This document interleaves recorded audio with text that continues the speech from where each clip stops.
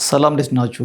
በዚህ ቪዲዮ ከፍተኛ የደም ግፊትን በተመለከተ ከሚነሱ የተሳሳቱ ሀሳቦች መካከል ሶስቱንና ማስተካከያዎችን እንመለከታለን። ቁጥር 1 ከፍተኛ የደም ግፊት ለማለት ሁለቱም ቁጥሮች የላይኛውና የታችኛው መጨመር አለባቸው። ይህ ስህተት ነው። ከፍተኛ የደም ግፊት ለማለት ከሁለቱ ቁጥሮች ውስጥ አንደኛው ብቻ ከጨመረ በቂ ነው። ለምሳሌ 115 በመቶ ይህ ከፍተኛ የደም ግፊት ነው፣ የታችኛው ጨምሯልና። 145 በ80 ይህ ከፍተኛ የደም ግፊት ነው፣ ሌላኛው ጨምሯል። በቁጥር 2 ቁጥሩ እኮ ብዙም አልጨመረም፣ ሕክምናም አያስፈልገውም የምትሉ ሰዎች አላችሁ። በጣም ስህተት ነው ይህ ነገር።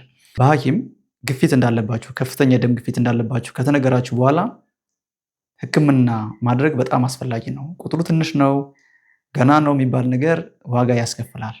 ሕክምናው ላይፍ ስታይል ሞዲፊኬሽን የአኗኗር ዘይቤ ማስተካከልና በመድኃኒቶች የሚደረግ ሕክምና ነው። በላይፍ ስታይል ሞዲፊኬሽን በአኗኗር ዘይቤ የሚስተካከል ከሆነ ጥሩ፣ በዛው ይስተካከላል።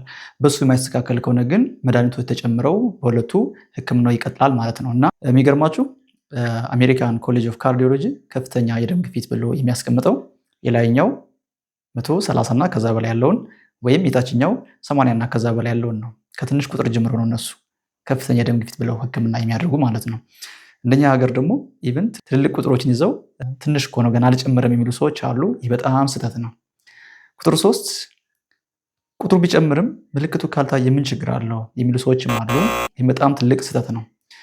መታወቅ ያለበት ጉዳይ ከፍተኛ የደም ግፊት ብዙ ጊዜ ምልክት አያሳይም፣ አሲምፕቶማቲክ ነው።